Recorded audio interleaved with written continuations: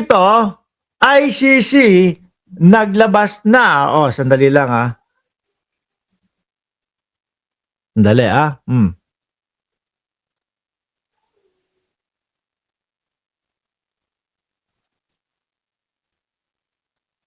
Oh. Sabi dito mga kababayan, ICC nilabas ang listahan ng mga kasabwat sa, basahin nyo na lang yan, laban kontra sa ipinagbabawal na gamot ni Digong. At ito nga ho, mga boss chipa mo sir, nako, isa-isahin ho natin mga kababayan.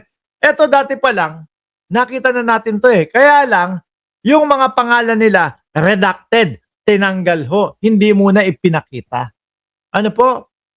Inisa-isa pa nga ho natin yan, mga boss chipa mo sir eh.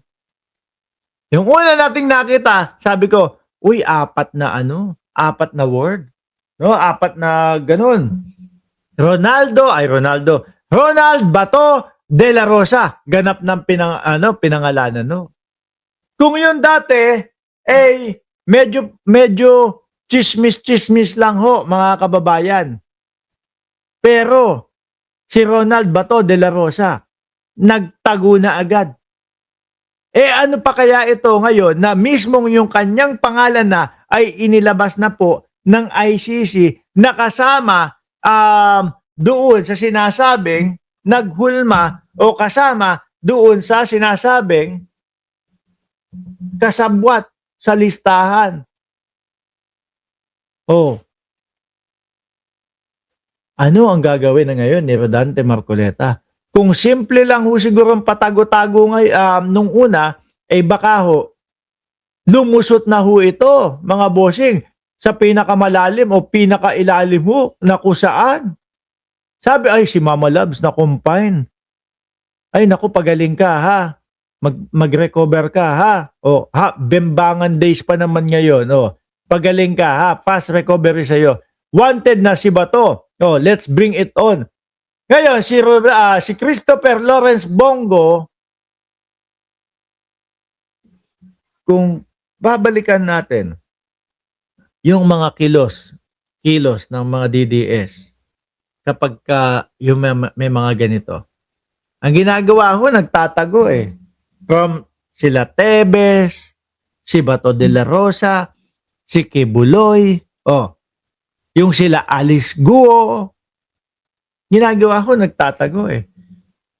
Kayo ho ba, tatanungin ko kayo, naniniwala po ba kayo na si Bato de la Rosa, si Bato, wala yan, duwag yan, nagtago na nga, na si Christopher Lawrence Bongo ang susunod na magtatago? Kayo po ba ay naniniwala na si Christopher Lawrence Bongo, mga kababayan, ay sa mga susunod na mga araw, hindi na rin ho papasok sa Senado?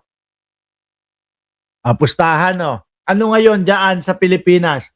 Sabado ng gabi. No? Tingnan natin si Bongo sa Lunes. Kung papasok si Bongo. Baka ang maging headline ho, mga kababayan, sa Lunes, Senator Bongo!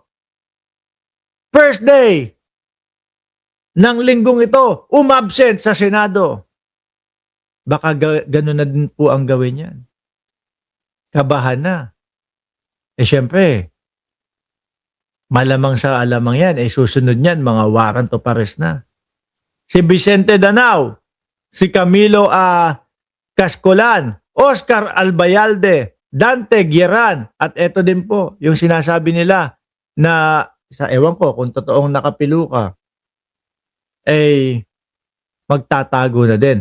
Sa Zoom na lang magpapakita sa Senate, sabi ni Mr. X. Nako. Nasaan yung sinasabi ninyo na sasamahan nyo hanggang dulo si dating Pangulong Duterte? Eto pa lang, hindi nyo na maipagtanggol ang inyong sarili. Di ba? Eto pa lang, nagtatago na kayo. Ako nakikita ko ho talaga, mga bossing. Sa Lunes, sasabihin, Bongo, hindi na pumasok sa Senado. Malamang ganyan ho, mga kababayan. Wala na yung mga yan, paubos na. yung mga senador ni dating Pangulong Duterte. Baka ang matira na lang ho dyan, walang iba ho, kundi yung Robin Padilla. Tapos wala naman tayong mahita. Di ho ba, mga bossing? Vitalya. Ulitin ko Bato de la Rosa, Christopher Bongo. Kaya ho ako, naniniwala talaga ako kay dating Senador Trillanes. Kasi ito yung kanyang mga binigkas. Ito yung kanyang mga binanggit. Unang batch, si dating Pangulong Duterte. Nangyari inilipad doon sa dahig. Sunod na batch, Ronald Bato de la Rosa. Mauuna, Ronald. Tapos susunod, first quarter ng taong 2026, masasama si Christopher Lawrence Bongo. Yan nga ho ang nangyayari. At eto pa po, yung ibang mga sama, mga ibang dawit doon na kasabwat ni dating Pangulong Duterte. Duterte hiding black. Sana pwede ipalit kay Kaskulan si Sara. Malay natin. 'Di ba? Baka sa mga susunod. Kasi meron merong mga ipinapaliwanag dito nung mayor pa or something like that. Malamang sa mga susunod, baka totoo yung sinasabi ni Antonio Trillanes na mga nasa dulong batch sila Sara Duterte, mga kababayan. Ano lang ho tayo? Kapit lang po tayo. No? Mga DDS, lalo kayo. Etong buwan na ito, naku po. Kapag may ganyan na, baka ang sumunod na, warrant of arrest. Ihanda ang mga tissue, ihanda ang mga tubig, para sa mga susunod na mga pag-iyak ninyo at paghagulgol ninyo para sa mga idol ninyo. Ako'y magpapaalam na po. Maraming salamat and God bless po. Kita-kita po tayo mamayang alas 10 ng umaga. Pilipinas time ho, mga bossing. Naka-live tayo. Alas 10, hindi, mga 9:30 tayo o alas 9. Magla-live na ho tayo ng umaga. Pilipinas time. Maraming salamat and God bless po sa ating lahat.